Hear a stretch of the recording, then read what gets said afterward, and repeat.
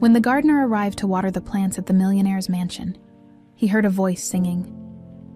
It was the song his mother used to sing before she disappeared 20 years ago. Benjamin Morales kneeled in the soft earth, his calloused hands working methodically among the roses. The morning sun warmed his back as he pruned the withered blooms, each snip of his shears precise and deliberate. This garden, with its perfectly arranged flower beds and immaculate hedges, was nothing like the humble patch of dirt behind his grandmother's house where he'd grown up. But gardens were gardens, and plants didn't care if they grew in the soil of the wealthy or the poor. "You're good with them," a voice said from behind him. Benjamin turned to see Mr. Reynolds, the head groundskeeper of the Hargrove estate, watching him with a critical eye. "Plants respond to patience," Benjamin replied, standing and brushing the dirt from his knees. "And consistency," Reynolds nodded approvingly. "That's why Mr. Hargrove wanted you specifically. Your reputation precedes you." Benjamin had been surprised when the offer came to work at the Hargrove mansion. Thomas Hargrove was one of the wealthiest men in the county, a reclusive figure whose name appeared in the society pages but whose face rarely did. The mansion itself was a landmark, perched on a hill overlooking the town like a stone sentinel. "Mr. Hargrove has particular ideas about the East Gardens," Reynolds continued, gesturing toward a section of the property Benjamin hadn't yet seen. "He wants them redone completely. You'll start there tomorrow." As Reynolds walked away, Benjamin gazed up at the mansion. Its windows stared back like vacant eyes, revealing nothing of what lay within. Somewhere in those walls lived a man who could afford to tear up perfectly good gardens on a whim. Benjamin returned to his work, his mind drifting as it often did to his mother's face. Catherine had disappeared when he was 8, vanishing from their small apartment without a note, without a trace. The police had searched, but eventually the case grew cold. His grandmother had raised him with stories of his mother, how she loved music, how she would take Benjamin to the park, even when she was bone-tired from her night shifts, how her smile could light up a room. "One day, she'll come back to us," his grandmother would say, though the conviction in her voice faded with each passing year. 20 years later, Benjamin still found himself scanning crowds for her face, still kept her photo in his wallet, still woke from dreams where she was calling his name. The following day, Benjamin arrived early. The East Gardens were larger than he'd expected, with terraced levels leading down to a small ornamental pond. Reynolds had left detailed instructions. Tear out the old bushes. Prepare the soil for new ones. Replant according to the design Mr. Hargrove had approved. "You'll need to be quiet around the east wing," Reynolds had warned. The windows of the music room overlook this section. Benjamin worked steadily through the morning, the repetitive labor soothing by early afternoon. He had cleared most of the old plantings and was watering the newly exposed soil when he heard it, a piano playing softly from within the mansion. He paused, water dripping from the hose in his momentarily slack grip. The melody was hauntingly familiar, a simple tune that tugged at his memory, and then a voice joined the piano, soft and delicate, singing words that froze Benjamin where he stood. "Light of my soul, don't stop shining." The watering hose slipped from his fingers. That song, his mother's song, the lullaby she had sung to him every night before bed, her special song that no one else knew. Benjamin moved closer to the house. Drawn by the music as if in a trance, the voice continued, each note pulling at something deep inside him. He found himself beneath a large window, partially open to the spring air. Through the gap in the curtains, he could see a grand piano, and seated at it, a woman with silver-gray hair cut in a stylish bob. "Even in darkness, your light keeps finding me," she sang, her voice trembling slightly on the higher notes. Benjamin's heart hammered in his chest. How could this woman know this song? His mother had always told him she made it up herself, that it was their special secret. The music stopped abruptly, and the woman turned, as if sensing she was being watched. Benjamin ducked behind a large rhododendron, his breath caught in his throat. "Is someone there?" the woman called out, her voice wavering. Benjamin remained still, conflicting emotions battling within him. After a moment, he heard the piano bench scrape against the floor and footsteps moving away from the window. When he was sure she had gone, he emerged from his hiding place, mind racing. There had to be an explanation. Perhaps his mother had shared the song with someone. Perhaps it wasn't as unique as she had claimed. Perhaps Mr. Morales. The deep voice startled him. Benjamin turned to find himself face to face with a tall, distinguished man in his 60s, though Benjamin had never met him. He recognized Thomas Hargrove from newspaper photographs.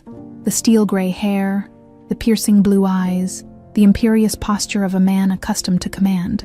"Mr. Hargrove," Benjamin managed, aware of how out of place he must look. Standing away from his work area, staring at the house. "I see you've met Dorothy," Hargrove said, nodding toward the now empty music room. "No, sir. I was just listening to the music." Something flickered across Hargrove's face, a tightening around the eyes, a momentary tension in his jaw. "Dorothy is my guest. She enjoys playing in the afternoons." His tone was pleasant, but Benjamin detected an undercurrent of steel. "I'd appreciate if her privacy were respected." "Of course, sir. I apologize if I disturbed her." Hargrove studied him, his gaze uncomfortably penetrating. "You're doing excellent work on the gardens. Reynolds speaks highly of your skills." "Thank you, sir. I understand you lost your mother at a young age," Hargrove said, the abrupt change of subject catching Benjamin off guard. "She disappeared when I was 8, Benjamin replied cautiously. "A tragedy," Hargrove murmured. "Reynolds mentioned you were raised by your grandmother. No father in the picture?" "No, sir. I never knew him." Hargrove nodded, as if this confirmed something. "Well, I won't keep you from your work. The East Gardens are a priority for me. I want them perfect for the summer." As Hargrove walked away, Benjamin couldn't shake the feeling that the conversation had been some kind of test, and he wasn't sure if he had passed or failed. That evening, as Benjamin drove home to his small apartment on the other side of town, the woman's voice echoed in his head. Dorothy, Hargrove had called her. Who was she? How did she know his mother's song? For the first time in years, Benjamin felt the ember of hope that had nearly died inside him flicker to life. His mother's disappearance had always been a mystery without clues. Now, suddenly, here was something, a thread, however tenuous, connecting to her. As he pulled into his driveway, Benjamin made a decision. He would find a way to meet this Dorothy. He would discover how she knew the song. And maybe, just maybe, he would finally learn what had happened to Catherine Morales. The next morning, Benjamin arrived at the Hargrove estate with a plan. He deliberately selected flower seeds that would thrive near the music room windows, vibrant petunias and sweet-smelling jasmine that would require regular attention. It wasn't much, but it would give him legitimate reasons to work near where Dorothy played. "Morning, Morales," Reynolds called as Benjamin unloaded his tools from his truck. Mr. Hargrove left specific instructions about those flower beds by the east wing. Benjamin's heart sank. Had Hargrove somehow guessed his intentions? "He wants them replanted with shade-loving hydrangeas," Reynolds continued, handing Benjamin a folder. "Here's the layout he approved." Benjamin opened the folder to find detailed plans for a hydrangea garden. Beautiful, but positioned further from the music room windows than he'd hoped. He forced a smile. "Looks good. I'll get started right away." As Reynolds walked away, Benjamin studied the mansion. The east wing where Dorothy played was on the second floor, its windows overlooking both his assigned garden area and a small brick patio with a neglected corner of roses that hadn't been included in the renovation plans. Perfect. By mid-morning, Benjamin had made good progress on the hydrangea beds. The sun beat down as he worked, sweat trickling down his back. He checked his watch frequently, waiting for the afternoon when Dorothy might appear at the piano. At noon, he took his lunch break beneath a large oak tree with a good view of the east wing. As he ate his sandwich, a young woman emerged from a side door of the mansion carrying a tray. She was petite with dark hair pulled back in a practical ponytail, wearing what appeared to be kitchen staff attire. She noticed him watching and gave a friendly wave before disappearing back inside. Benjamin waved back, a beat too late. After lunch, Benjamin moved to the untouched rose corner. The bushes were overgrown but had good bones. With proper care, they could be stunning. He began carefully pruning, positioning himself with a clear view of the music room windows at precisely 2 o'clock. As if on schedule, the piano music began. Benjamin worked slowly, methodically, keeping his attention seemingly on the roses while straining to hear the melody. It wasn't his mother's lullaby today, but a classical piece he didn't recognize. Still, there was something in the playing style, a slight hesitation before certain chords, that felt achingly familiar. The music stopped abruptly. Benjamin glanced up to see Dorothy standing at the window, looking directly at him. Their eyes met for a brief moment before she withdrew into the shadows of the room. Those weren't part of the renovation plan. Benjamin turned to find the young woman from earlier standing behind him, eyeing the rose bushes. "They needed attention," he replied, wiping his hands on his work pants. "Seemed ashamed to let them die." She smiled, revealing a slight dimple in her right cheek. "I'm Jessica. I work in the kitchen." She gestured toward the mansion with her chin. "You're the new gardener everyone's talking about." "Everyone. It's a big house with a small staff," Jessica said with a shrug. "Not much happens here that isn't discussed over coffee." Benjamin introduced himself, noting how Jessica's warm brown eyes crinkled at the corners when she smiled. There was an openness to her that contrasted sharply with the formal coldness of the mansion behind her. "So, what's your story?" "Benjamin, how'd you end up working for Mr. Iceberg?" Benjamin raised an eyebrow. "Mr. Iceberg." Jessica glanced around before lowering her voice. "That's what we call him downstairs. The man's got ice water running through his veins." "I'm just here for the plants," Benjamin said carefully. "They don't care who signs the checks." Jessica studied him for a moment. "Smart answer, but you were watching her, weren't you, Dorothy?" Benjamin felt heat rise to his face. "I was working on these roses."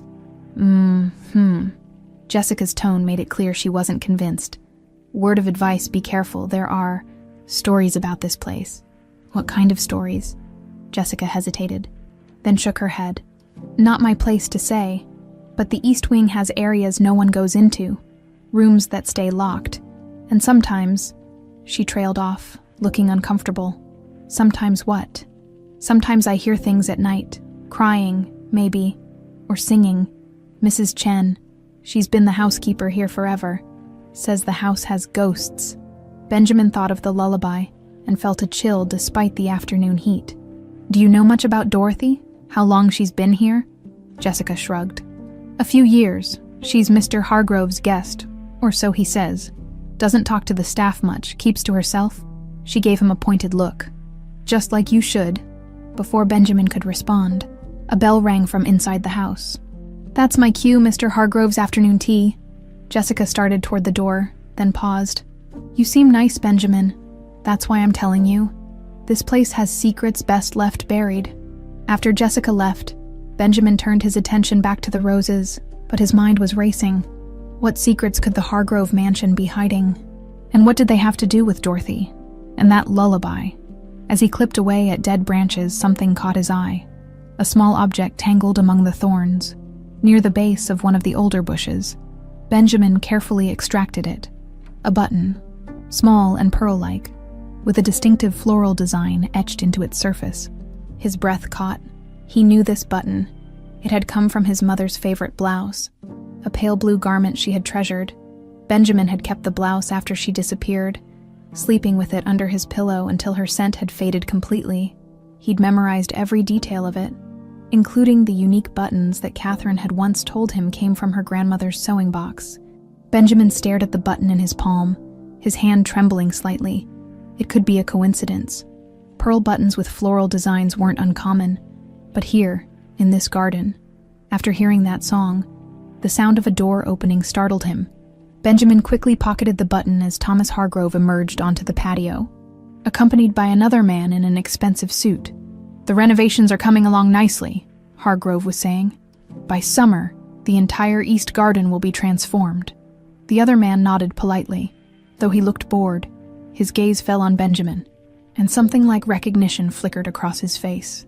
"Your new gardener?" he asked Hargrove. "Yes, Benjamin Morales, highly recommended."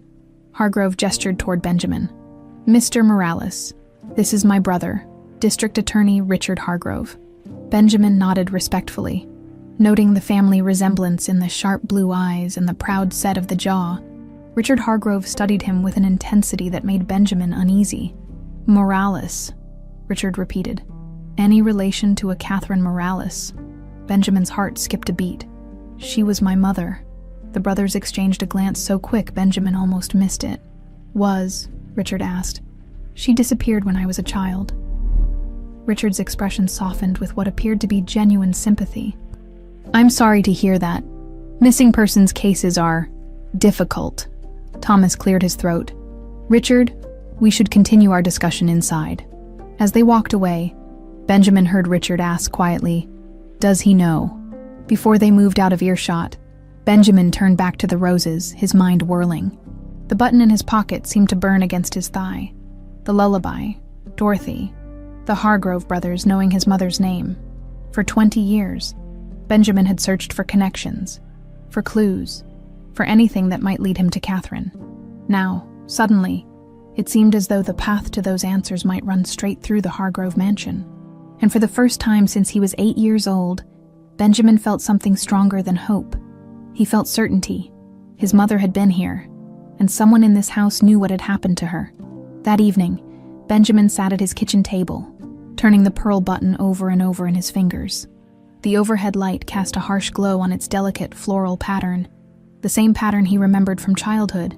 He'd opened the small wooden box where he kept his mother's remaining possessions, a faded photograph, her silver bracelet, and the single button that had fallen off her blouse before she disappeared. He placed the two buttons side by side, identical. "What were you doing at the Hargrove estate, Mom?" he whispered to the empty room. Benjamin pulled out his laptop and began searching for information about Thomas Hargrove. Most articles described him as a private businessman and philanthropist, heir to the Hargrove shipping fortune. Few personal details emerged beyond his substantial donations to local charities and occasional appearances at high society events. What Benjamin found more interesting was what was missing. No wife, no children. For a man of his wealth and status, Thomas Hargrove's personal life was remarkably absent from public record. After an hour of searching, Benjamin found himself on the local historical society's website. They had digitized old newspapers dating back decades. He typed Hargrove into the search bar, and hundreds of results populated the screen. He scrolled through article after article, finding nothing useful until a small photograph caught his eye. It showed a younger Thomas Hargrove at some charity gala, but what made Benjamin's heart stutter was the young woman partially visible beside him, though her face was turned away from the camera. Her profile was hauntingly familiar. Benjamin zoomed in, squinting at the grainy image. The woman's dark hair was pulled back elegantly, showcasing delicate earrings that caught the light. The caption below read, "Thomas Hargrove attending the Children's Hospital Benefit, 1996. 2 years before his mother disappeared, Benjamin quickly searched for more photos from that period, but found nothing else showing the woman clearly. He sat back, rubbing his tired eyes. It could be nothing, just his desperate mind seeing connections where none existed. Or it could be everything. The next morning, Benjamin arrived at the Hargrove estate earlier than usual. The mansion stood silhouetted against the pale dawn sky, windows dark except for lights in what he assumed was the kitchen. As he gathered his tools from his truck, he noticed Jessica hurrying across the staff parking area. He waved, and she changed course to meet him. "You're here early," she said, pulling her jacket tighter against the morning chill. "Lots to do." Benjamin hesitated, then added, "I was wondering if you could tell me more about Dorothy. How she came to stay with Mr. Hargrove." Jessica's expression grew cautious. Why the interest? Just curious. When Jessica didn't look convinced, Benjamin sighed. "Honestly, she reminds me of someone." Jessica studied him for a moment, then glanced at her watch. "I have 10 minutes before Mr. Hargrove expects his breakfast." She gestured toward a stone bench nearby. "What I know isn't much. She showed up maybe 3 years ago, Mr. Hargrove introduced her as a family friend who needed a place to stay, but what? It was weird. He had this whole wing prepared for her. New furniture. Specific foods she supposedly liked, even sheet music for the piano. But when she arrived, she seemed confused, like she didn't recognize any of it. Has she ever mentioned where she came from? Or any family?" Jessica shook her head. "She keeps to herself, Mrs. Chen says she takes medication for nerves. Sometimes I hear her talking to herself." She gave Benjamin a shrewd look. "Who does she remind you of?" Benjamin opened his mouth, then closed it. Could he trust Jessica? His instincts said yes, but years of disappointment had taught him caution. "Just someone I used to know," he said finally. "Do you know if she ever leaves the estate?" "Only for doctor's appointments. With Mr. Hargrove himself driving her, never alone." Jessica checked her watch again and stood up. "I need to go. But Benjamin, be careful with your questions. The last staff member who got too curious about Dorothy was fired the same day. As Jessica hurried toward the house, Benjamin remained on the bench.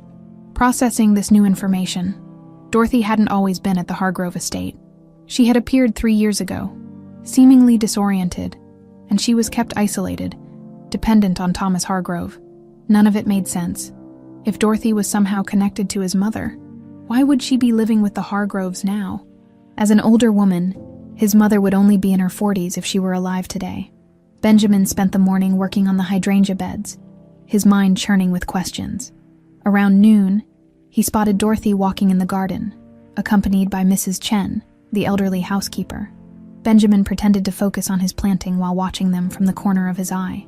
Dorothy moved with hesitant steps, one hand always near Mrs. Chen's arm for support. Her silver hair caught the sunlight as she paused to examine a blooming magnolia. Something in her manner, the tilt of her head, the delicate way she touched the flower, sent a jolt of recognition through Benjamin.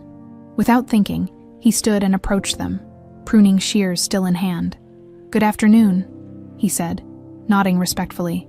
"I'm Benjamin, the new gardener." Mrs. Chen looked startled by his forwardness, but Dorothy smiled, a small, uncertain curve of her lips. "You're doing lovely work," she said, her voice soft and musical. "The gardens were so neglected before." "Thank you, ma'am." Benjamin gestured toward the magnolia. "Do you have a favorite flower? I could plant some near your window if you'd like." "Oh." Dorothy looked momentarily confused, as if the question was somehow difficult. I like roses, white ones." White roses, his mother's favorite. "Dorothy, we should continue our walk," Mrs. Chen interrupted firmly.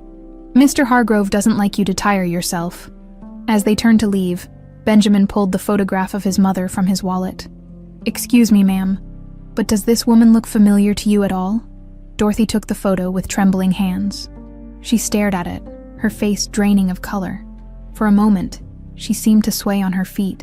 "Where did you get this?" she whispered. "It's my mother," Benjamin said, watching her closely. "Catherine Morales. She disappeared 20 years ago." Dorothy's eyes widened. She opened her mouth as if to speak, then suddenly clutched her chest, gasping for air. "Dorothy!"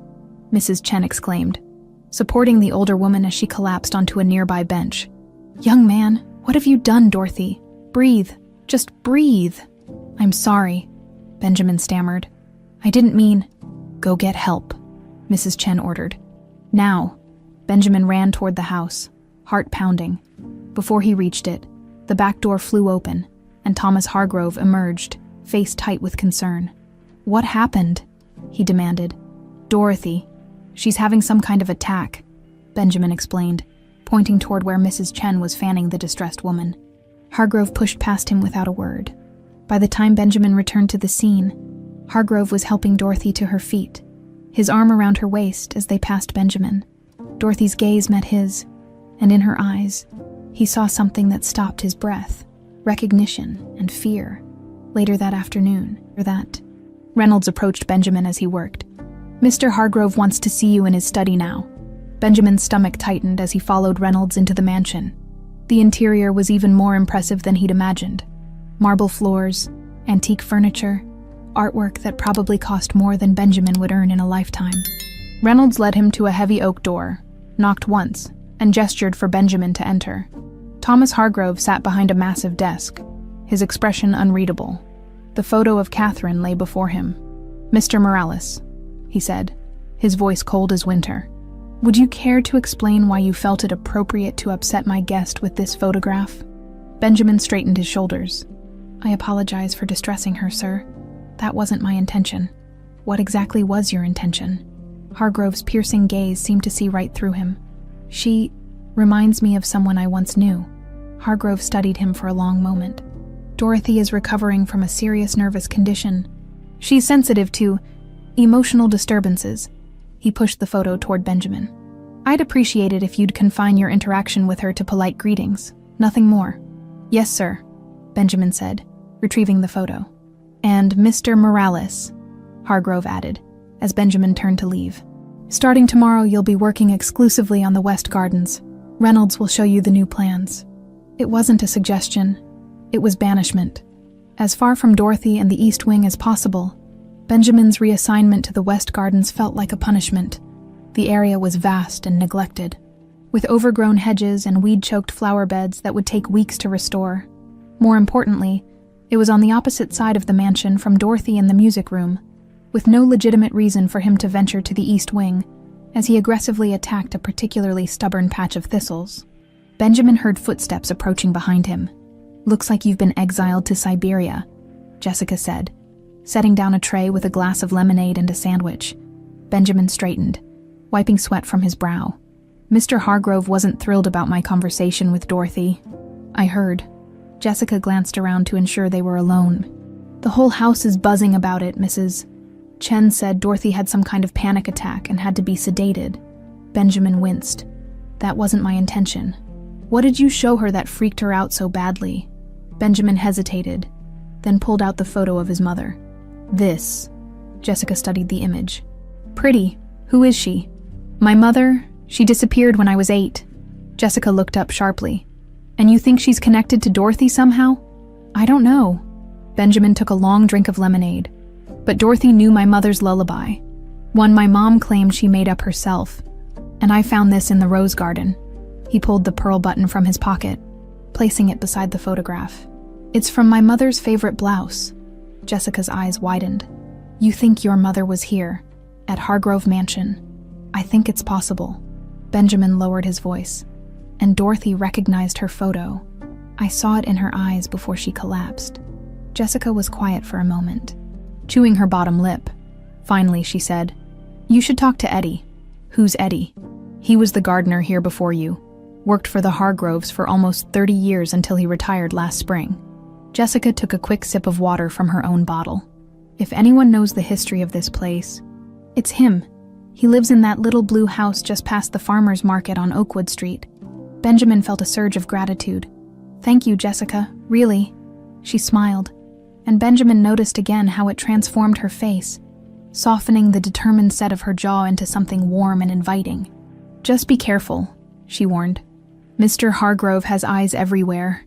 As if summoned by her words, Reynolds appeared at the edge of the garden, watching them with narrowed eyes. Jessica rose, gathering the now empty tray. "I'd better get back. Dinner preparations wait for no one." As she walked away, Benjamin returned to his work, but his mind was already planning a visit to Eddie's house after his shift ended. The little blue house on Oakwood Street was even smaller up close, its paint peeling and yard overgrown. Benjamin hesitated before knocking on the door, suddenly unsure. What if Eddie was loyal to the Hargroves? What if this was a mistake? Before he could decide, the door opened to reveal a wiry old man with skin tanned to leather by decades in the sun. "Figured you'd show up eventually," Eddie said, surprising Benjamin. "You're the new gardener at Hargroves, right? Word gets around." He stepped back, gesturing Benjamin inside. "Come on in." The interior was cluttered but clean, the walls covered with photographs of gardens in various stages of bloom. Eddie led Benjamin to a small kitchen table and poured 2 glasses of amber liquid. "Bourbon," he explained, sliding one glass toward Benjamin. "You look like you could use it." Benjamin took a careful sip, the liquor burning pleasantly down his throat. "Jessica from the kitchen suggested I talk to you." Eddie nodded. "Good girl. That one, smart. Watches everything, like her mother." "Her mother. Used to work at the mansion, too. Housekeeper. Back in the day." Eddie took a long drink. "So what brought you to my doorstep? Must be important if you're risking Hargrove's wrath by snooping around." Benjamin decided. Honesty was his best approach. He placed his mother's photo on the table. "My mother disappeared 20 years ago. I have reason to believe she might have had some connection to the Hargrove estate." Eddie picked up the photo, studying it with rheumy eyes. After a long moment, he set it down and took another swig of bourbon. "Yeah, I remember her," he said quietly. "Catherine, right, pretty girl. Quiet. Worked as a maid for a summer. Maybe 22, 23 years back." Benjamin's pulse quickened. "You're sure?" "Son, I spent most of my life on those grounds. I remember every face that came and went." Eddie tapped the photo. "She and Thomas had a thing. A thing. An affair. Romance. Whatever you want to call it. Very hush-hush. But not much gets past the staff in a place like that." Eddie's face darkened. "Then one day, she was gone. Thomas said she'd quit, moved out of state. Benjamin leaned forward. But you didn't believe him. Eddie was silent for a long moment. I didn't say that, but you thought it. The old gardener sighed. Look, all I know is that about a month before Catherine supposedly left, I saw her and Thomas arguing in the garden. She was upset, crying. Next thing I know, she's gone. He swirled the remaining bourbon in his glass. Then, a couple months later, I'm working late one night near the old caretaker's cottage, and I see Thomas and his brother carrying something heavy from the main house to the cottage. Something or someone? Benjamin asked, his throat tight. Eddie's eyes met his. It was wrapped in a blanket. Could have been anything. But next morning, that cottage was locked up tight, and Thomas announced he was renovating it into a guest house. Had contractors come in, worked on it for months. But far as I know, no guest ever stayed there. Benjamin's mind raced with implications. The cottage. It's still there. Far side of the property, past the hedge maze. Been empty for years. Last I heard, Thomas was thinking of tearing it down. Do you think? Benjamin hesitated, afraid to voice the terrible thought forming in his mind. That your mother might be buried on the property. Eddie shook his head. I didn't say that, and you didn't hear it from me if you're thinking it. Benjamin sat back, trying to process this information. What about Dorothy? Do you know her? A strange expression crossed Eddie's face. Dorothy showed up about 3 years ago. Thomas said she was an old family friend who needed care, but... He trailed off, looking uncomfortable. But what? She appeared out of nowhere, and sometimes the way she moves, the way she talks. Eddie drained his glass. Reminds me of someone. My mother, Benjamin whispered. Eddie shrugged. Could be coincidence. Memory plays tricks on an old man. Or it could be something else. Benjamin insisted. Is there any way I could get into that cottage just to look around? It's kept locked, but... Eddie rose with a grunt and rummaged through a drawer, returning with a small brass key. Master gardener gets keys to every outbuilding. Never returned this one when I retired. Figured I might need it someday. He placed it in Benjamin's palm. Just remember, you never got this from me. As Benjamin prepared to leave, Eddie caught his arm. Word of warning, son. If Thomas Hargrove has secrets, and I believe he does, he'll do anything to protect them. Be careful. The next day, Benjamin found a note tucked into his lunch cooler. The handwriting was neat and careful. Meet me in the kitchen garden after your shift. I found something you should see. Jay all afternoon? Benjamin's thoughts alternated between Eddie's revelations and curiosity about what Jessica might have discovered. The hours crawled by until finally, Reynolds dismissed him for the day.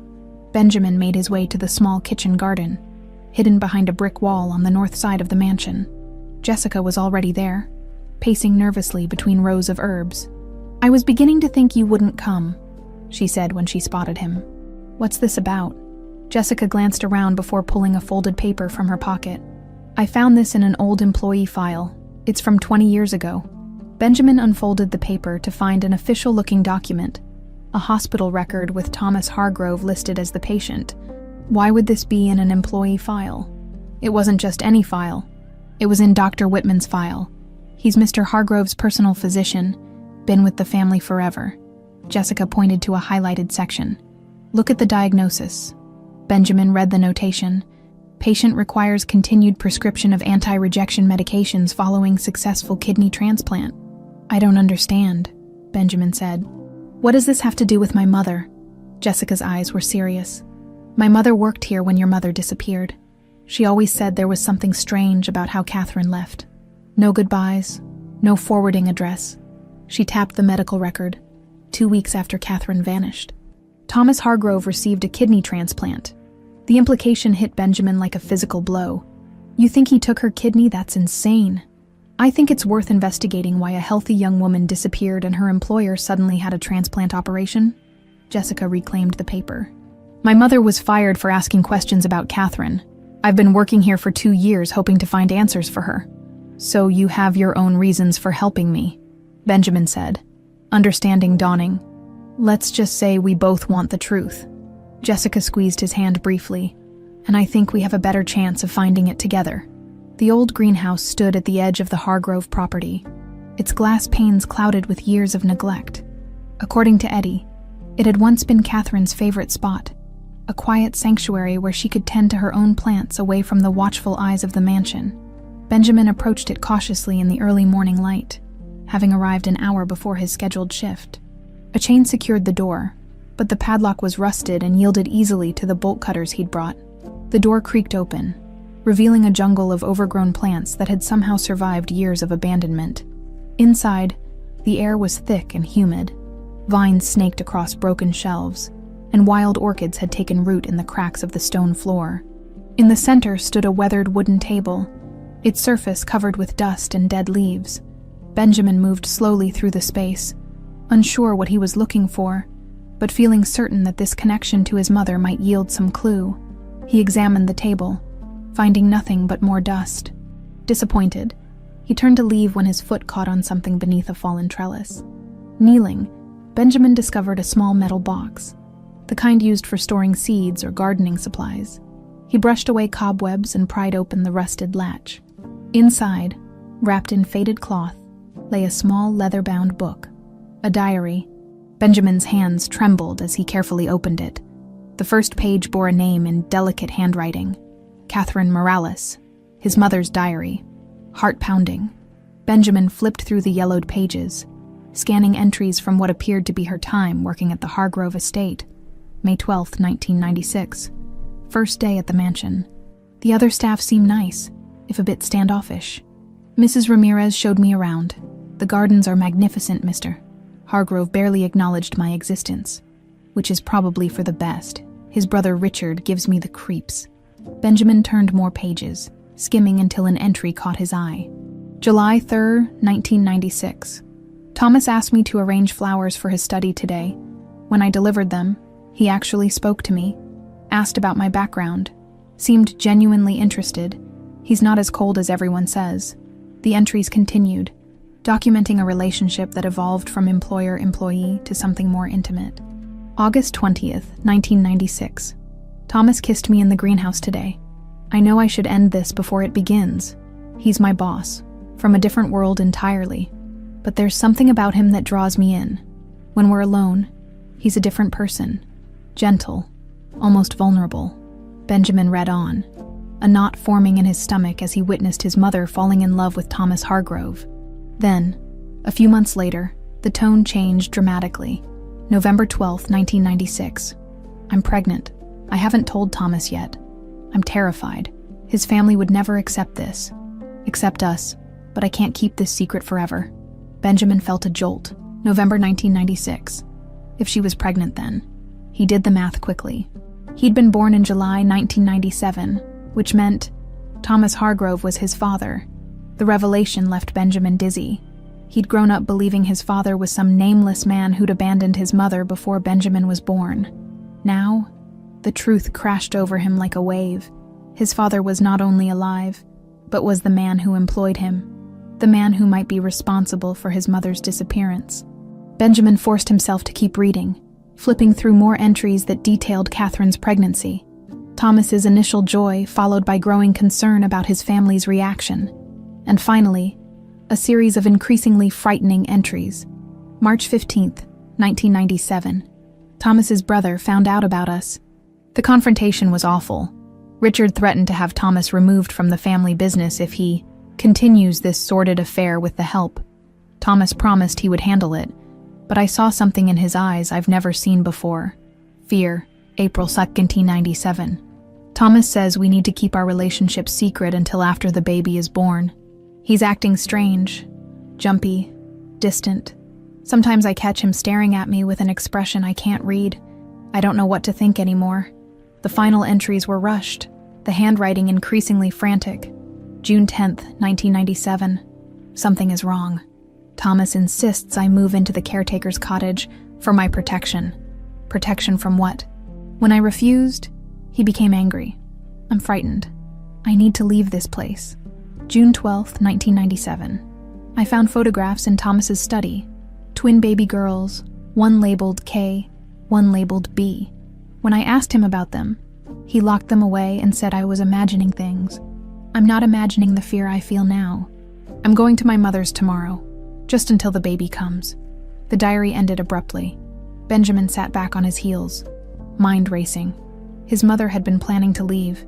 Had Thomas prevented her escape? And what about the photographs of twin babies?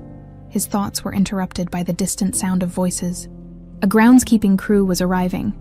Quickly, Benjamin tucked the diary into his jacket and slipped out of the greenhouse, carefully replacing the chain to make it appear undisturbed. Twins, Jessica whispered, her eyes wide as she examined the photograph Benjamin had found tucked between the diary pages. They were sitting in his truck during their lunch break, parked just outside the estate grounds for privacy. The photograph showed two identical infant girls in matching white dresses. The back bore only the notation K and B, 1975 in faded ink. Catherine must be one of them, Benjamin said. But who's B? Brenda, Jessica suggested. Or maybe Beth or Barbara.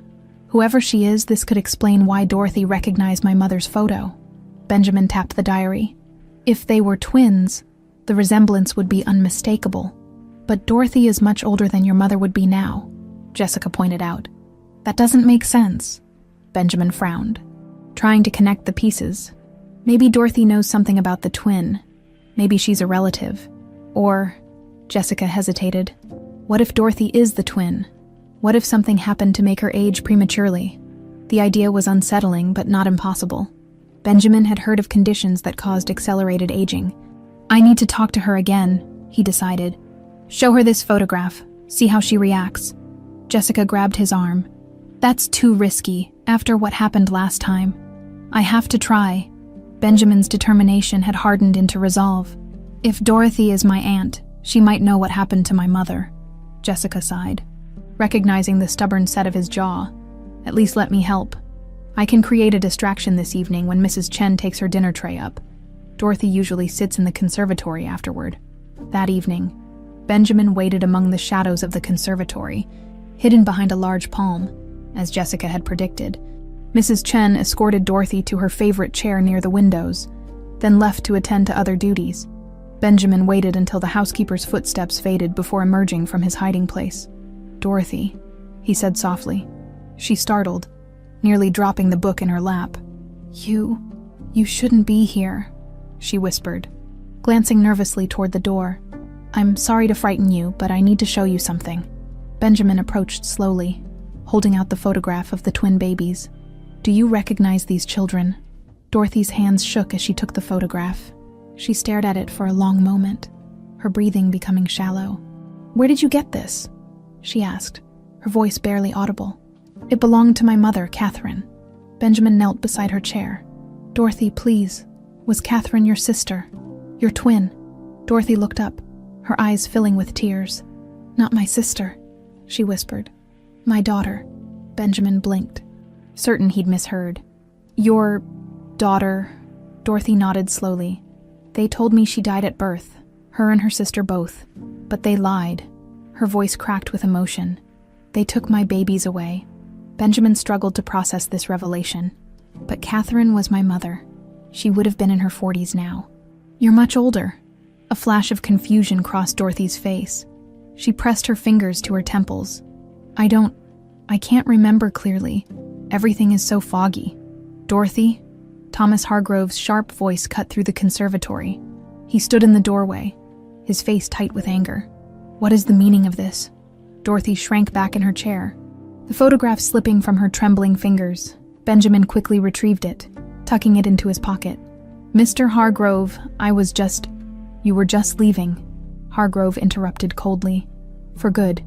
You're fired, Mr. Morales. Reynolds will provide your final payment. I expect you off the property within the hour. Benjamin stood his ground. Dorothy was just telling me about her daughters, the twins that supposedly died at birth. Something dangerous flashed in Hargrove's eyes. Dorothy is confused. Her medication causes delusions. He moved to Dorothy's side, placing a possessive hand on her shoulder. Isn't that right, my dear? Dorothy's eyes darted between Benjamin and Thomas, fear evident in her expression. I don't know what's real anymore, she whispered. See? Thomas said with a cold smile. Now, Mr. Morales, I won't ask again. Benjamin knew he had no choice. Not now, not here. This isn't over, he said quietly, directing his words to Dorothy rather than Hargrove.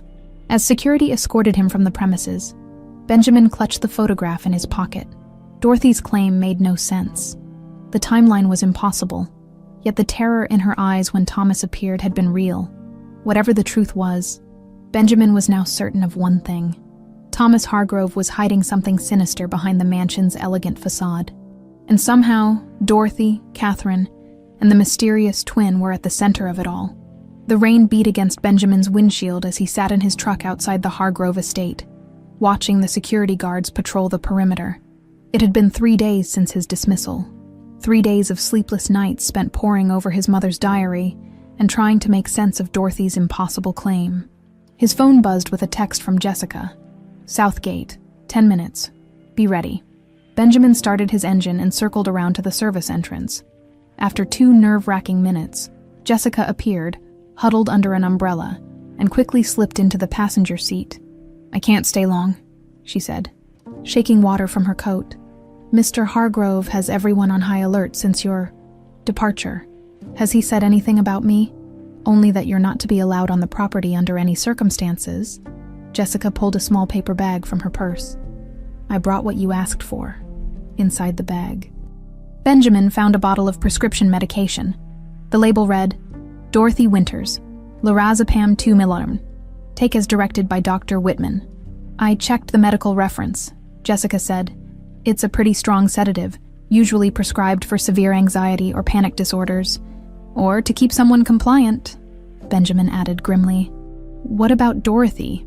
How is she?" "Worse. They've increased her medication. She barely comes out of her room now." Jessica hesitated. "But I did overhear something interesting Dr. Whitman was arguing with Mr. Hargrove yesterday. Something about Dorothy's treatment plan being unsustainable." Benjamin leaned forward. "You think the doctor might help us?" "Maybe." He seemed genuinely concerned. Jessica glanced at her watch. "I need to get back, but there's one more thing." She reached into her coat and pulled out a folded set of papers. "These were in a locked drawer in Mr. Hargrove's study. I was cleaning and the drawer happened to be open." Benjamin unfolded the papers to find architectural blueprints of the Hargrove mansion, the original plans from when it was built in the 1920s. His eyes widened as he studied them. "Jessica, these showrooms in the East Wing basement that aren't on the current floor plans." "I know." "And look at the section marked Private Quarters." Jessica pointed to an area on the lowest level. "There's a whole suite of rooms down there that supposedly don't exist anymore." Benjamin's mind raced. If someone wanted to keep a person hidden, it would be the perfect place, Jessica finished. "No one goes down there. It's kept locked, supposedly because of structural concerns."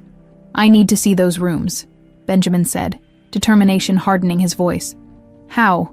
You can't exactly walk in the front door." Benjamin tapped the blueprints. "There might be another way in. Look, the original plans show an underground service tunnel connecting the main house to the caretaker's cottage, for steam pipes and electricity. But that cottage has been abandoned for years." "Not quite abandoned," Benjamin replied, remembering Eddie's key still in his pocket.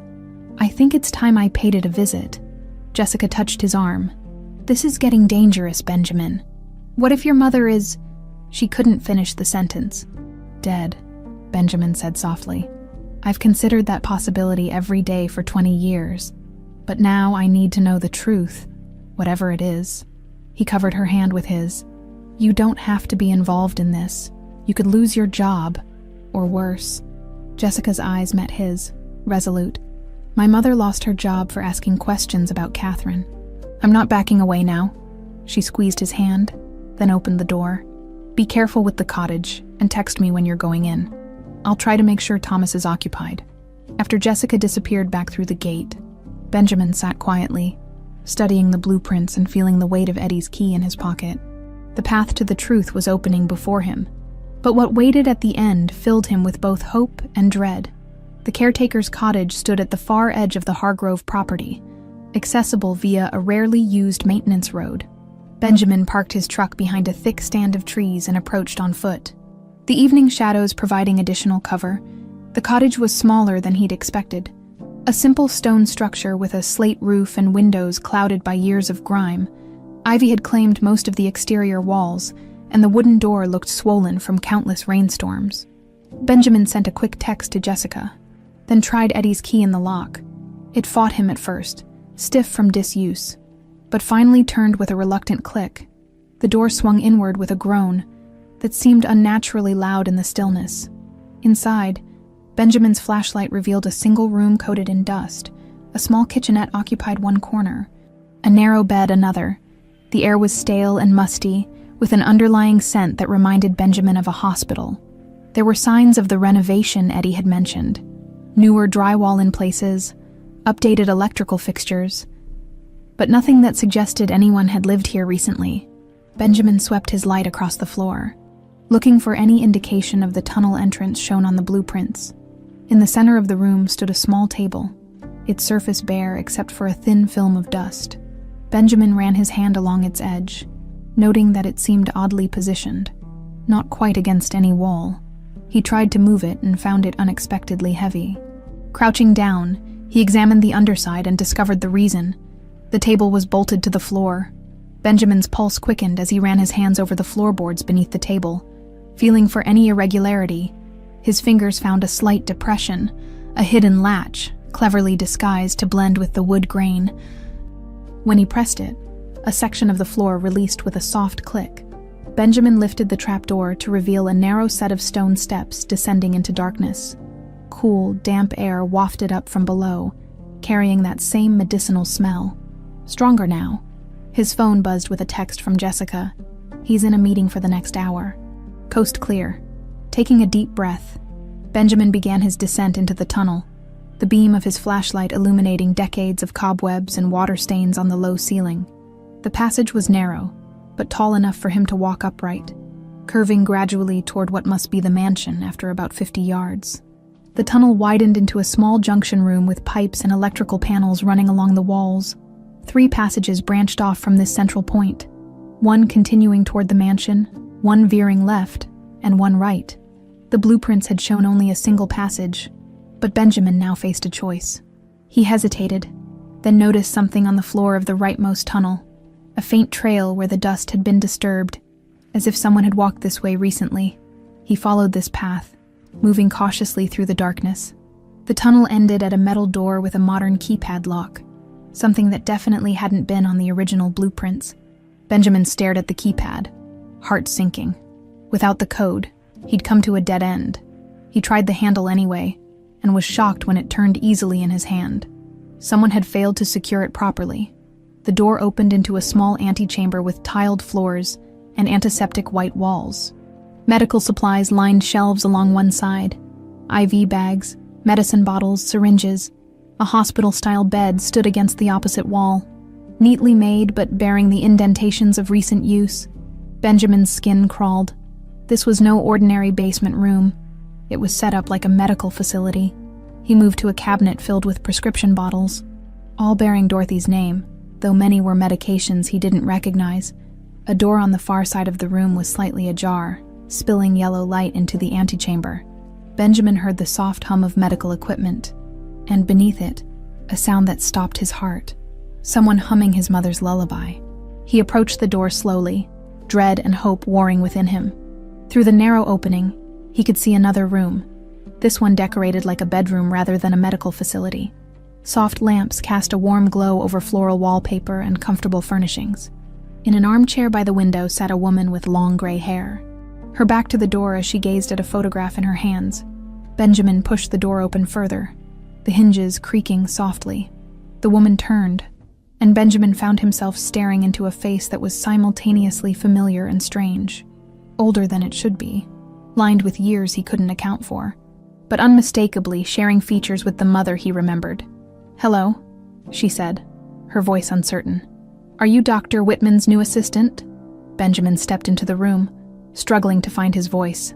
"No, my name is Benjamin Morales." The photograph slipped from the woman's fingers, her eyes widening in shock. "Benjamin," she whispered. "Little Benji," before he could respond. A door on the opposite side of the room, one Benjamin hadn't noticed, flew open. Dr. Whitman stood there, his expression cycling from surprise to alarm. "You can't be in here," he said, moving quickly to the woman's side. "How did you get in?" "Are you Catherine?" Benjamin asked. ignoring the doctor. "Are you my mother?" The woman clutched the doctor's arm, her face a mask of confusion and distress. "I don't understand," she said. "They told me my son was dead. Thomas said the accident." "There was no accident," Benjamin interrupted, taking a step closer. "I've been alive all these years." "Looking for you." Dr. Whitman positioned himself between them, his voice low and urgent. "You need to leave now. If Thomas finds you here." "I'm not leaving without answers," Benjamin insisted. "What's happening here? Why is she locked in a basement? Why does she look so much older than she should?" The woman stood shakily, pushing past the doctor. "Who are you really?" she demanded, her eyes searching Benjamin's face. Benjamin pulled out his wallet and extracted a worn photograph, Catherine holding him as a baby, both of them smiling at the camera. "I'm your son," he said softly, "and I've spent 20 years trying to find you." She took the photo with trembling hands, tears filling her eyes. "My baby," she whispered. "My little light." Dr. Whitman looked between them, his professional demeanor crumbling. "This has gone too far," he muttered, more to himself than to them. "I can't be part of this anymore." He turned to Benjamin, his decision apparently made. "You need to understand something. This woman is not Catherine Morales." "What?" Benjamin's vision seemed to blur at the edges. "My name is Brenda," the woman said quietly. "Catherine was my twin sister. We were separated at birth." She clutched the photograph to her chest. "But I knew her. I found her years ago." Her voice broke. "Before Thomas took her away again." "A charity gala?" Benjamin asked, staring at the ornate invitation in Jessica's hands. They were sitting in his small apartment, surrounded by the evidence they'd gathered. Catherine's diary, the blueprints, photographs, and notes from their investigation. The Hargrove Foundation's annual charity ball. "It's the biggest event of the year." Jessica tapped the invitation. "Everyone who's anyone will be there, including both Hargrove brothers." A week had passed since Benjamin's discovery in the basement room. Dr. Whitman had ushered him out through the tunnel, promising to explain everything but insisting it wasn't safe to talk then. The woman, Brenda, not Catherine, had pressed a small cameo brooch into Benjamin's hand before he left, whispering, "Find her. She's still here." "How does a gala help us?" Benjamin asked, still fixated on Brenda's words. "If Catherine was still somewhere in the mansion, security will be focused on the main areas. The East Wing will be minimally staffed." Jessica leaned forward, eyes bright with determination. "And I've been assigned to help coordinate. I can get you in."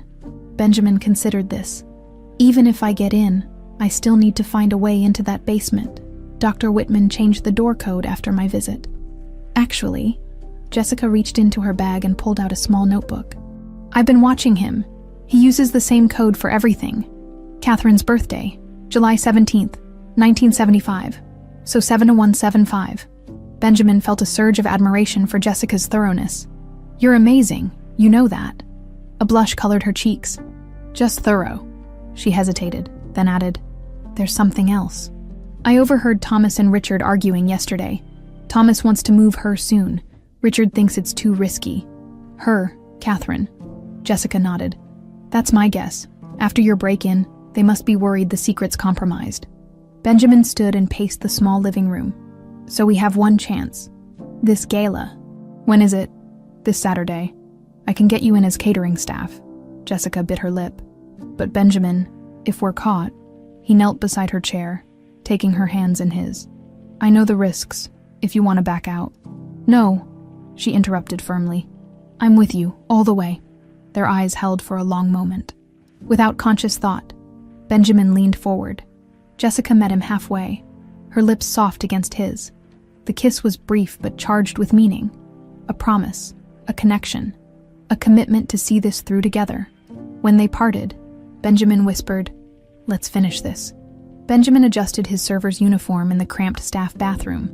Heart hammering against his ribs, the Hargrove mansion had been transformed for the gala. Crystal chandeliers blazed in every room, floral arrangements perfumed the air, and the sounds of a string quartet drifted through the hallways. His phone buzzed with a text from Jessica. "East stairwell clear." Now, taking a deep breath, Benjamin emerged from the bathroom and made his way through the kitchen, nodding confidently to the bustling staff as if he belonged. He pushed through the swinging doors into a service corridor, then turned left toward the east wing. The contrast was immediate, while the main areas of the mansion pulsed with light and noise. The east wing was dimly lit and eerily quiet. Benjamin slipped up the stairwell, keeping close to the wall. On the second floor, he nearly collided with Dorothy, or rather, Brenda, as he now knew her. She was dressed elegantly for the gala in a silver gown that emphasized her frailty, making her appear even older than her years. "Benjamin," she gasped, clutching her chest. "You shouldn't be here. It's dangerous." "I need to find my mother," he said quietly. "You said she's still here." Brenda glanced nervously down the hallway. "Thomas has become paranoid since your visit. He's doubled Catherine's security." She leaned closer. "There's a second entrance to the basement. Through Thomas's private study, the bookcase conceals an elevator." Benjamin's pulse quickened. "Can you show me?" "I can create a distraction," Brenda replied. "Thomas keeps me visible at these events, his doddering old friend, dependent on his charity." A flash of bitterness crossed her face. "But he'll be watching me carefully. You'll need to be quick." Before Benjamin could respond, they heard footsteps approaching. Brenda squeezed his arm, then raised her voice. "Thank you, young man. I do get so turned around in these hallways." A security guard rounded the corner. "Ms. Winters, Mr. Hargrove has been looking for you. The mayor just arrived." "Of course. How thoughtless of me." Brenda allowed the guard to take her arm, but glanced back at Benjamin with meaning. 20 minutes. Watch for my signal." Benjamin nodded imperceptibly, then continued down the hallway as if on an errand. When the guard and Brenda disappeared around the corner, he ducked into an empty room to text Jessica. "Change of plans. Need access to Hargrove's private study." The reply came seconds later. "Too risky. Security everywhere. Brenda's creating a distraction. Meet me by the library in 15. Benjamin pocketed his phone and made his way to the library, a massive room adjacent to Thomas's study. He pretended to straighten books while waiting, hyper-aware of every passing staff member and security guard. At exactly the 18-minute mark, a commotion erupted from the main ballroom, raised voices, followed by gasps and the sound of breaking glass. "Medical emergency in the ballroom," someone shouted. Guards and staff rushed toward the noise. Benjamin's phone buzzed. Now, study door unlocked, he slipped from the library into the adjacent hallway. The door to Thomas's study stood slightly ajar. Benjamin pushed it open cautiously and found Jessica inside, her catering uniform exchanged for an elegant black dress. "How did you—" "Staff uniform in the kitchen. Gala dress underneath," she explained quickly. "I've been serving Thomas's table all night. Swiped his key card when he wasn't looking." She gestured toward the imposing bookcase on the far wall. According to the blueprints, there should be a mechanism. They began examining the bookcase, pulling books at random, pressing panels, looking for anything that might trigger a hidden door. "What happened in the ballroom?" Benjamin asked as they searched. Brenda collapsed dramatically. Thomas and Richard both rushed to her side. "She's buying us time, but not much." Finally, Benjamin's fingers found a small brass ornament, a bird, that rotated under pressure. With a soft click, a section of the bookcase swung inward, revealing a small elevator. "You should wait here," Benjamin said, turning to Jessica. "If we're both caught, not a chance." Jessica pushed past him into the elevator. "We do this together." The elevator descended smoothly to the basement level, opening into a clinical-looking corridor that Benjamin recognized from his previous visit. But this area was more extensive than he'd seen before. Several doors lined the hallway, all with keypad locks. "Start checking rooms," Benjamin whispered. "I'll try the code Jessica found." They moved quickly down the corridor, Benjamin punching 7175 into each keypad. The first two doors opened to reveal what looked like medical examination rooms, empty and sterile. The third contained filing cabinets and a computer workstation at the fourth door. The keypad flashed green, and the lock clicked open. Benjamin pushed it slowly, revealing a bedroom more lavishly furnished than the one he'd seen before, clearly designed for long-term comfort. Moonlight streamed through a small, high window, illuminating a woman sitting in a rocking chair, her face turned toward the glass. She was thin, with long dark hair streaked with premature gray. As the door opened wider, she turned, her movements slow and deliberate, as if each motion required careful thought. Benjamin's heart stopped. Despite the passage of years, despite the toll of whatever had been done to her, he would know that face anywhere. "Mom," he whispered. Catherine stared at him, her expression uncomprehending. "Who are you?" she asked, her voice soft and uncertain. Benjamin stepped into the room, tears blurring his vision. "It's me. It's Benjamin." A flicker of something, confusion, recognition, fear, crossed Catherine's face. "Benjamin is dead," she said flatly. "Thomas told me the accident." "There was no accident," Benjamin said gently, moving closer. "Thomas lied to you. I've been looking for you all these years." Catherine shook her head, pressing her hands to her temples. No, you're another trick, another test." Her voice rose. "I won't fall for it this time." Jessica touched Benjamin's arm, whispering, "She's been drugged. Look at her pupils." Benjamin knelt before his mother, not touching her, but close enough that she could see his face clearly. "Mom, do you remember the song, the one you used to sing to me every night?" Catherine's agitation stilled slightly, her eyes focusing on Benjamin with new intensity. "Light of my soul," Benjamin began to sing softly. "Don't stop shining." Catherine's hands lowered slowly from her face. "Even in darkness," she whispered, "your light keeps finding me." Benjamin continued, his voice breaking with emotion. "Through the long night, till morning comes clear, I'll hold your light close." Catherine joined in, her voice strengthening. "And keep you near." A tear slipped down her cheek. "Benji," she breathed, reaching a trembling hand toward his face. "My little Benji." Benjamin nodded, unable to speak past the knot in his throat. Catherine touched his cheek wonderingly, then pulled him into a fierce embrace. "They told me you were dead," she sobbed against his shoulder. "They showed me newspaper clippings, a death certificate." "I'm alive," Benjamin managed, "and I'm here to take you home." Their reunion was shattered by slow applause from the doorway. Thomas Hargrove stood there, flanked by 2 security guards. "How touching," he said, his voice cold. "The long-lost son returns. Unfortunately, this family reunion will be brief." Behind him, Richard Hargrove appeared, his expression granite hard. "I warned you this would happen, Thomas. Your obsession has come full circle. You've kept my mother prisoner for 20 years. Benjamin stood protectively in front of Catherine, his voice shaking with barely controlled rage. "Why, what kind of monster does that?" Thomas stepped into the room, his face a mask of cold composure. "You understand nothing about your mother and me." "I understand enough," Benjamin countered. "You had an affair with her. She got pregnant. Your family disapproved. So instead of standing by her, you locked her away." A humorless smile twisted Thomas's lips.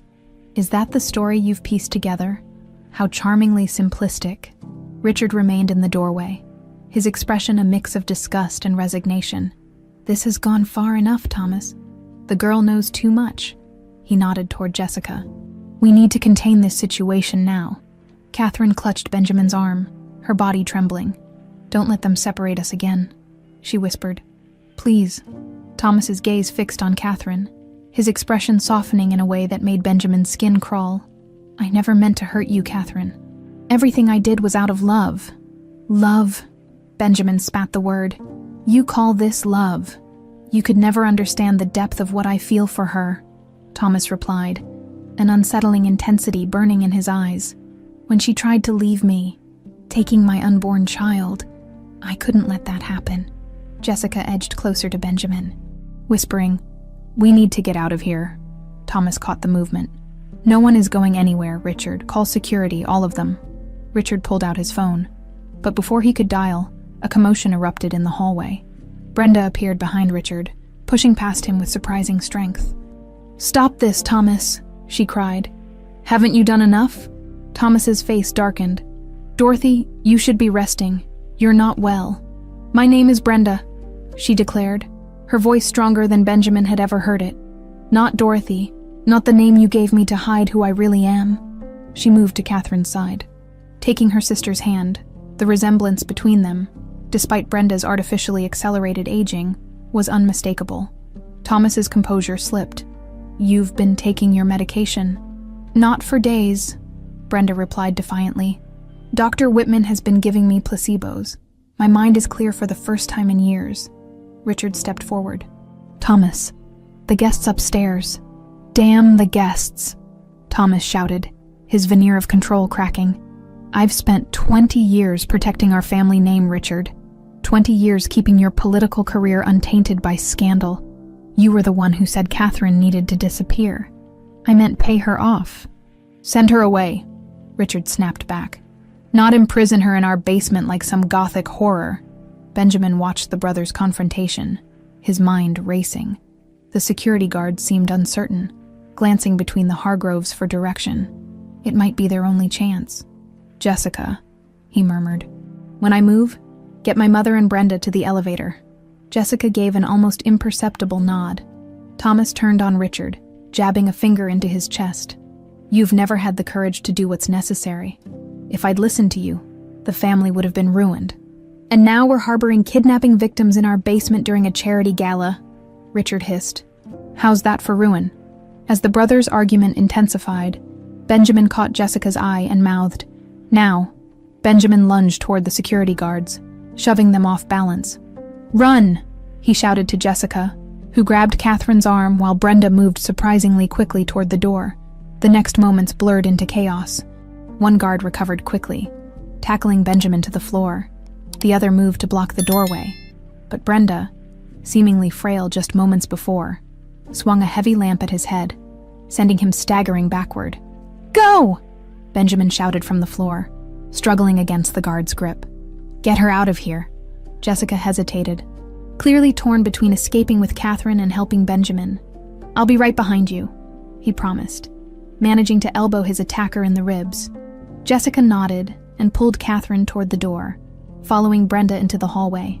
Thomas roared with rage, lunging for Catherine, but Richard surprisingly stepped into his path. "Enough, Thomas!" Richard shouted. "This ends now!" Benjamin used the distraction to break free from the guard, delivering a solid punch that sent the man sprawling. He scrambled to his feet and bolted for the door, only to find his path blocked by Thomas, who had pushed past his brother.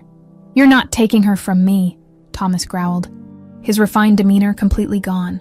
In his hand gleamed a small revolver, its barrel aimed squarely at Benjamin's chest.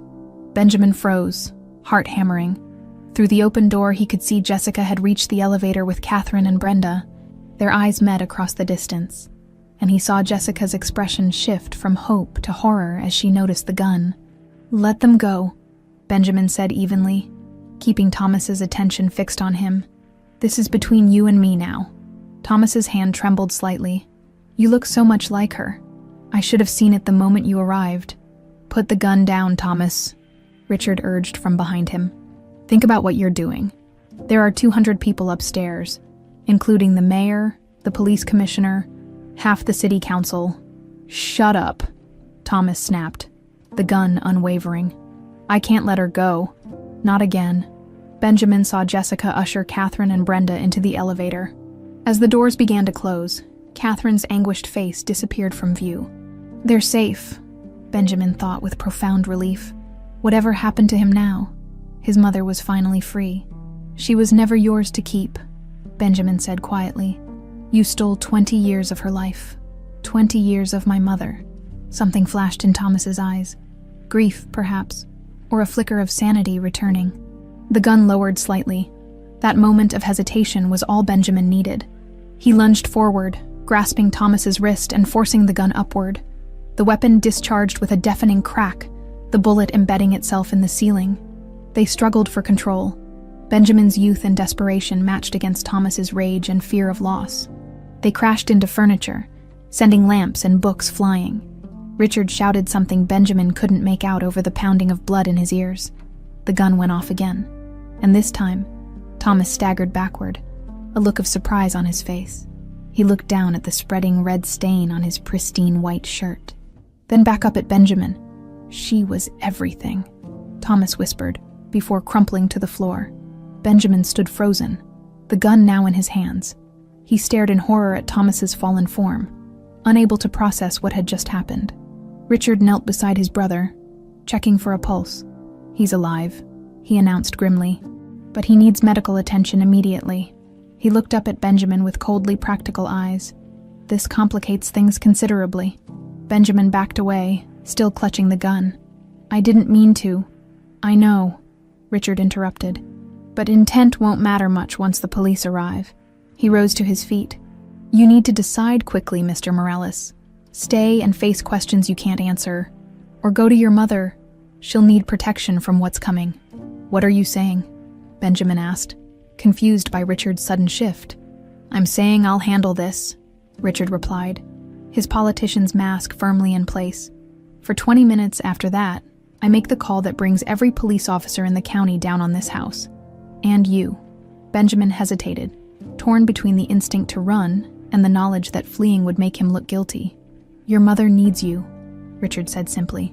"Don't make her lose you again." The sound of the elevator returning to the basement level decided him. Benjamin placed the gun carefully on a table. "This isn't over," he told Richard. "The truth about what happened here, what your family did, will come out." Richard's face was a study in resignation. "Some truths are better left buried, Mr. Morales, for everyone's sake." He checked his watch. 19 minutes now. Benjamin turned and ran for the elevator, his mind already racing ahead to what came next. His mother was free, but freedom after 20 years of captivity would bring its own challenges, and the Hargroves, even with Thomas injured, remained powerful enemies.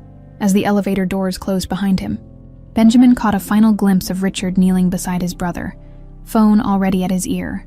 Whatever story Richard crafted in the coming minutes would shape what happened next, and Benjamin had no illusions about whose interest that story would serve.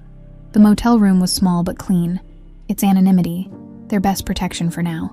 Benjamin sat by the window, keeping watch while Catherine slept fitfully on one of the twin beds.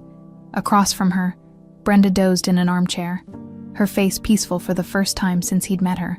Jessica returned from the vending machines with armfuls of snacks and bottled water.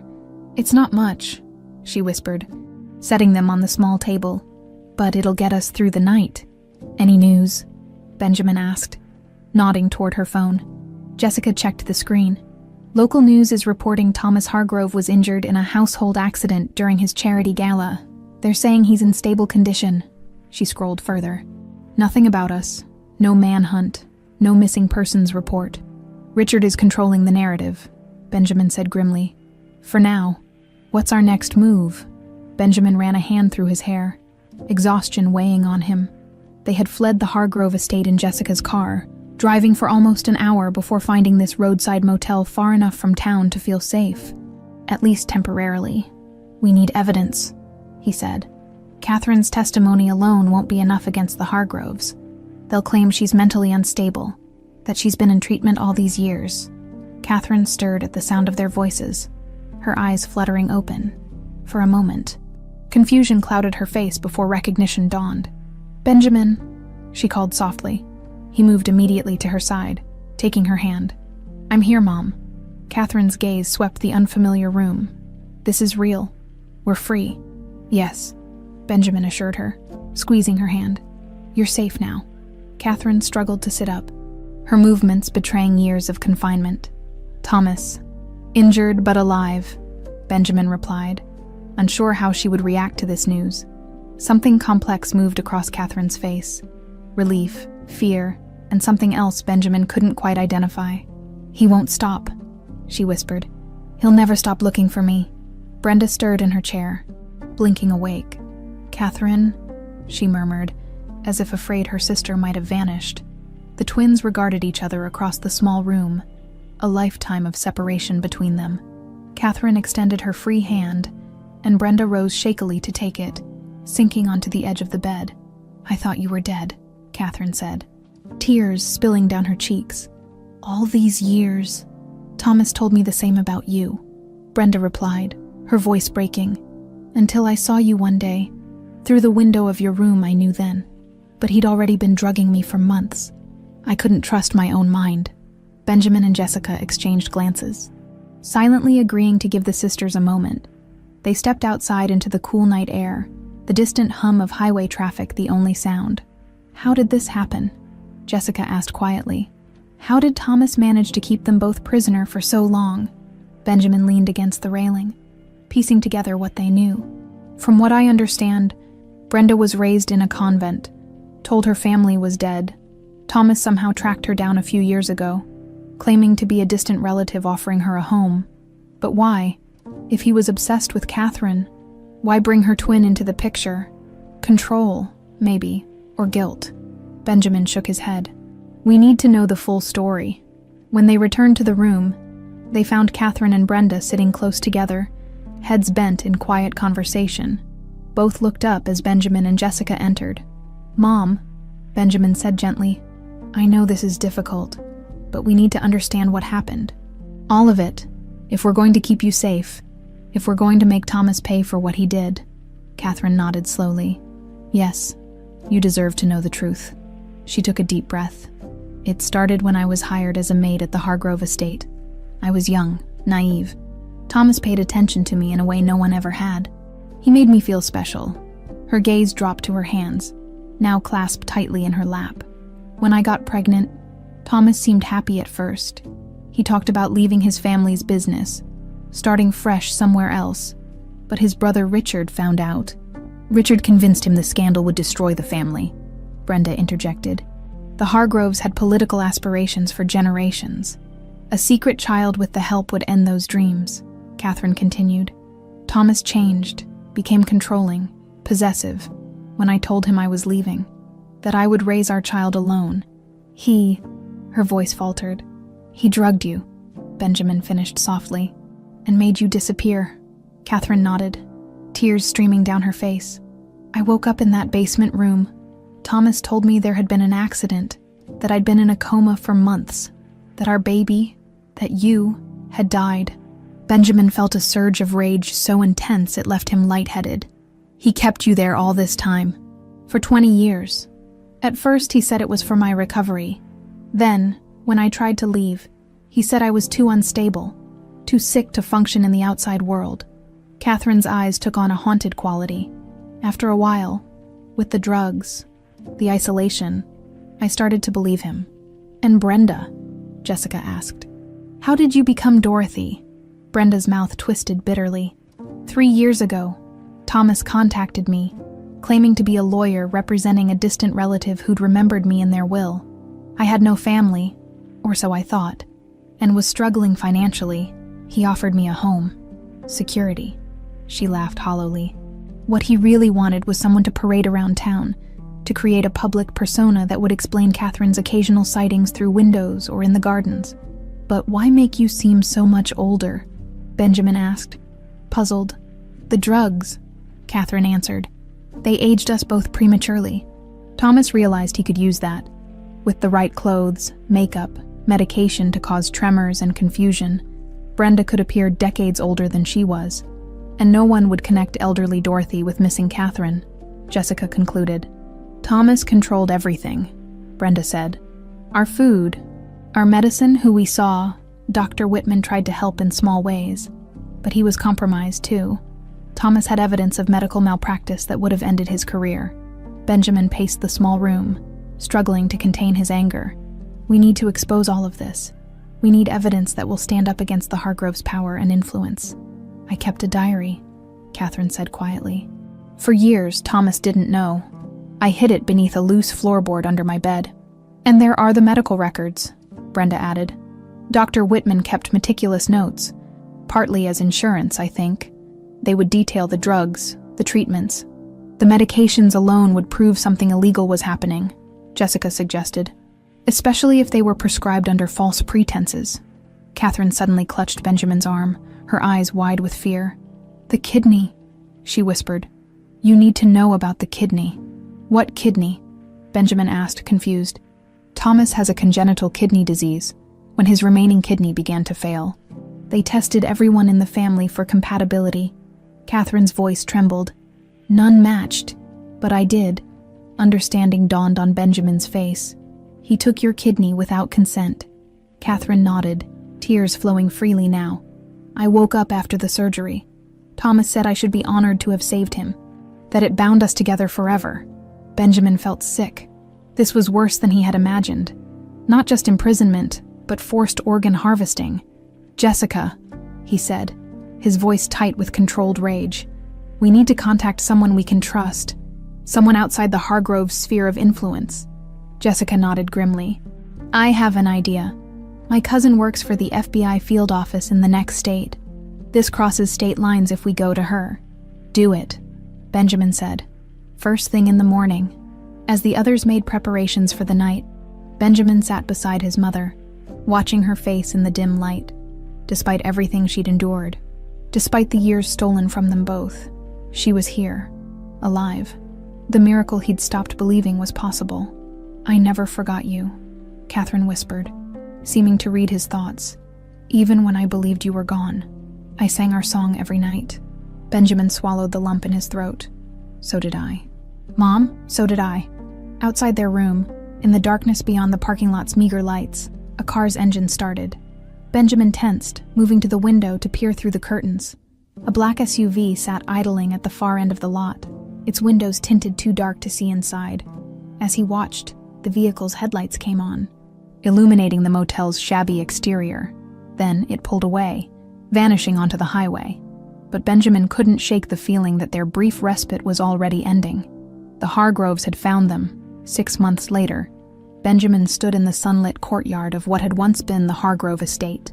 The imposing mansion remained, but its purpose had been transformed. Where cold opulence once reigned, warmth and purpose now filled the rooms. Children's laughter echoed from what had been the grand ballroom, now converted into a play area. Staff moved purposefully through hallways once patrolled by security guards. Hard to believe it's the same place, Jessica said, joining him with 2 cups of coffee. Benjamin accepted his cup gratefully. Sometimes I still expect to see Thomas around every corner. The trial had been front-page news for weeks, despite Richard Hargrove's attempts to bury the scandal. The evidence had been overwhelming. Catherine's diary, Dr. Whitman's detailed medical records, the surgical scars and tissue typing that proved the forced kidney transplant, Brenda's testimony about her own captivity, and the elaborate deception involving her identity as Dorothy. Thomas Hargrove had been sentenced to 30 years without possibility of parole. Richard had escaped criminal charges, but resigned from his position as district attorney in disgrace. The family's assets had been frozen during the investigation, and much of their fortune was now being used as restitution. Is everything ready for the opening ceremony? Benjamin asked, checking his watch. Jessica nodded. The mayor will be here at 3. Press at 2:30. Your mother is getting dressed now. Benjamin smiled at the mention of Catherine. Her recovery had been the most miraculous part of the past 6 months, though still dealing with the psychological impact of her long captivity. She had emerged as a powerful advocate for missing persons and victims of abuse. Her quiet strength had inspired the foundation's creation. The Catherine Institute for Missing Persons had been Benjamin's idea, but Catherine had embraced it wholeheartedly. Using the Hargrove estate as its headquarters seemed fitting, transforming a place of imprisonment into one of hope and healing. Benjamin, a voice called from across the courtyard. Brenda waved, making her way toward them with increasing steadiness. The months free from Thomas's drugs had begun to reverse some of their effects. Though she would always look older than her true age, she had regained her vigor and clarity of mind. The children from Safe Harbor just arrived, she reported, referring to the local shelter for victims of domestic violence. They're touring the gardens. Benjamin nodded. I'll come say hello in a minute. As Brenda headed back inside, Benjamin took a moment to appreciate how far they had come. The institute now employed 30 people, including counselors, investigators, and advocacy coordinators. They had already helped reunite 4 families and were actively working on dozens more cases. Jessica slipped her hand into his. Penny for your thoughts. Just grateful, he replied. Squeezing her hand, their relationship had deepened through the ordeal, evolving from allies in investigation to partners in creating something meaningful from the tragedy. Mr. Morales, a young staff member, approached tentatively. Your mother is asking for you. She's in the East Garden. Benjamin found Catherine seated on a bench beneath a flowering magnolia tree. Dressed elegantly for the day's ceremony, she looked up as he approached, her face lighting with a smile that still made his heart swell with joy and disbelief. The roses are blooming beautifully, she said, gesturing to the garden he had personally redesigned.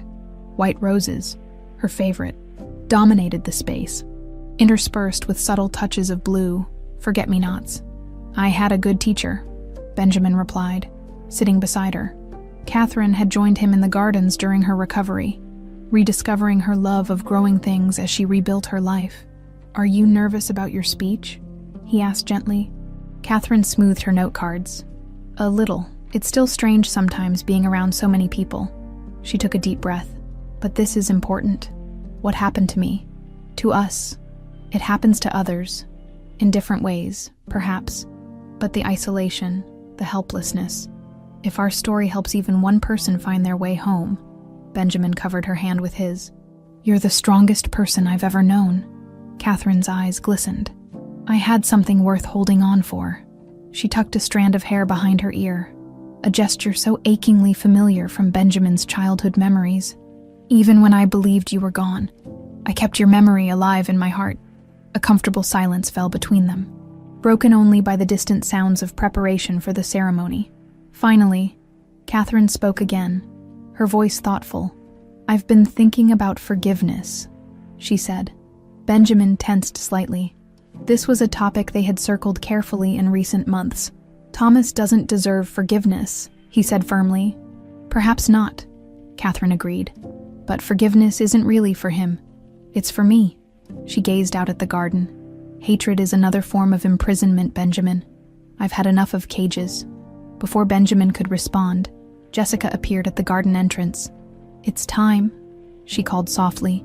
"Everyone's waiting." The main courtyard had been transformed for the opening ceremony. Rows of chairs faced a small podium, most already filled with community leaders, press, and supporters. Benjamin spotted Dr. Whitman, who had received immunity for his testimony, sitting quietly in the back row. The doctor had devoted himself to Catherine and Brenda's medical recovery, his own form of atonement.